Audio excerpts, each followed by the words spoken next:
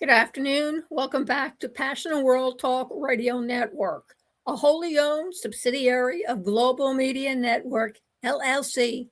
Educate, enlighten, and entertain.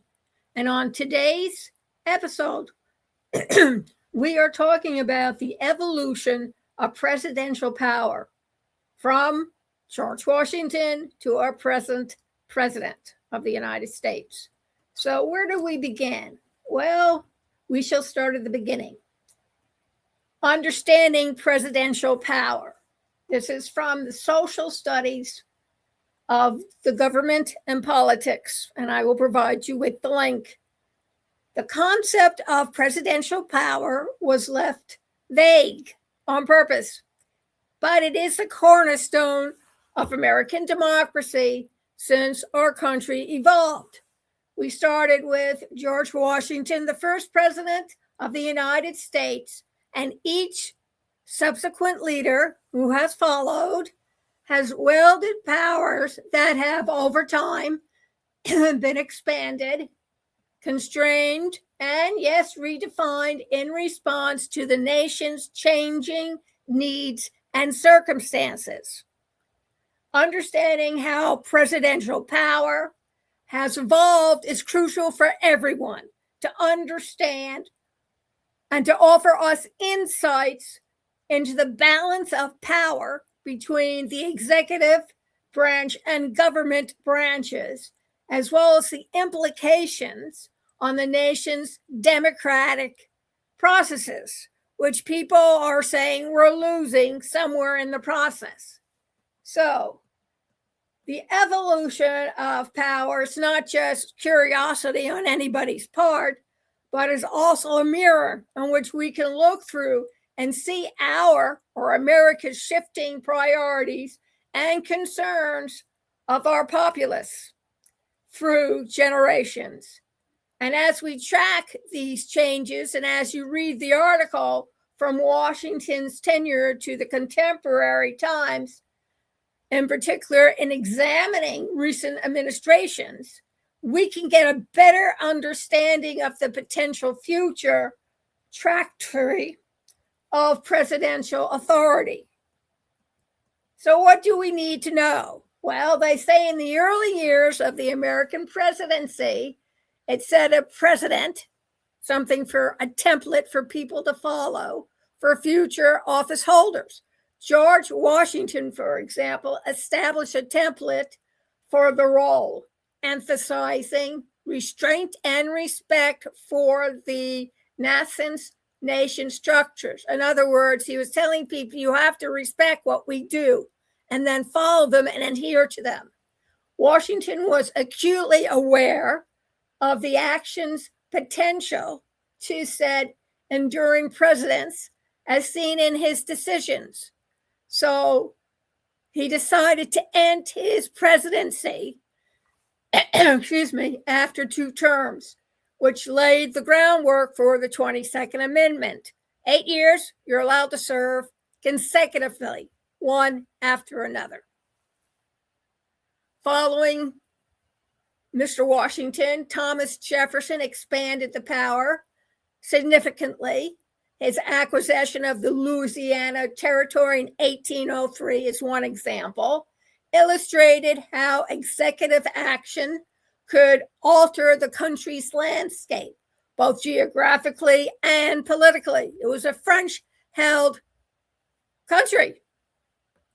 Jefferson's decision to proceed with this purchase, despite his own constitutional reservations, set a benchmark for presidential authority in foreign affairs. During Abraham Lincoln's presidency, the Civil War tested his limits of presidential power more than any previous event. Lincoln's suppression of habeas corpus and issuance of the Emancipation Proclamation was unprecedented exercises of executive power, emphasizing the flexibility of presidential authority in terms of national crisis. He was the first one for habeas corpus, ladies and gentlemen. Something for you to remember. Then we had the progressive expansion from Roosevelt to Truman. That was in the early 20th century, and more presidential powers would be expanded. Theodore Roosevelt's presidency marked a shift toward a more proactive executive role. His stewardship theory of the presidency asserted that the president was entitled to take any action necessary to benefit the public, our public, as long as it wasn't specifically forbidden by the Constitution. Let's stretch it a bit, folks. This perspective allowed Roosevelt to embark on trust-busting campaigns and extensive environmental conservation efforts. Franklin D. Roosevelt's New Deal further entrenched the presidency as a central force in our American government. The series of economic programs implemented in response to the Great Depression, go ask your grandparents, great-grandparents, they'll tell you what happened, requires significant coordination across varying government sectors, enhancing the executive's branch leverage. Furthermore, his unprecedented four-term presidency during World War II underscore the wartime eccentricities that expand executive powers. In other words, he took advantage of the fact we were still in war, and instead of bringing in somebody new, he decided to stick around because he was already familiar with the problems, and he was the only one, according to himself and his cronies, that could do a justice job with the government.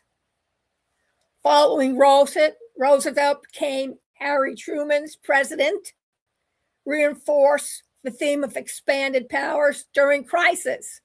His decision to use atomic weapons in World War II and the subsequent institutionalization of national security mechanisms like the National Security Council highlighted a new level of executive influence over national and global affairs.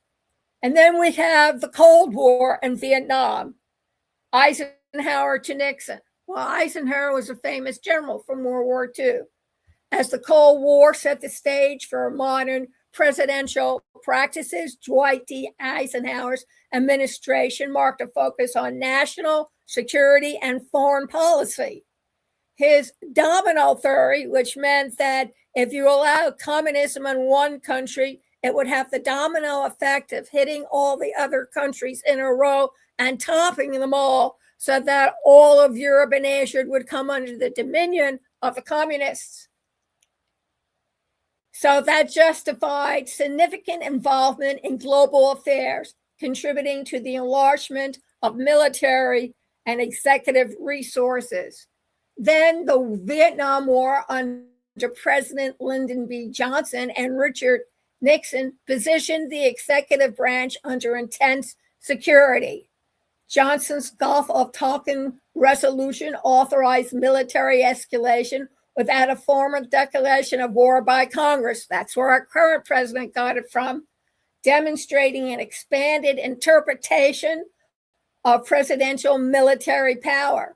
Nixon's presidency further complicated the demands and dynamics of presidential authority, utilizing executive privilege during the Watergate scandal and his subsequent resignation, illustrating the complex interplay of executive powers and the mechanisms checking them, which is what we're facing in today's current administration. So that gives you an idea of what we're up against. And the next time we dig into, lest we forget history, we'll ask some questions of how exactly Mr. Washington set the precedent for presidential power. Thank you very much for listening. Please go over to our website, passionalworldtalkradio.com/blog, read the summary, listen to the podcast, click on the link so you can read the rest of the story. And if you want to help us keep the lights on, please consider donating $5 passionateworldtalkradio.com/donation so you won't stub your toe on the threshold. Thank you very much for listening and have an awesome week.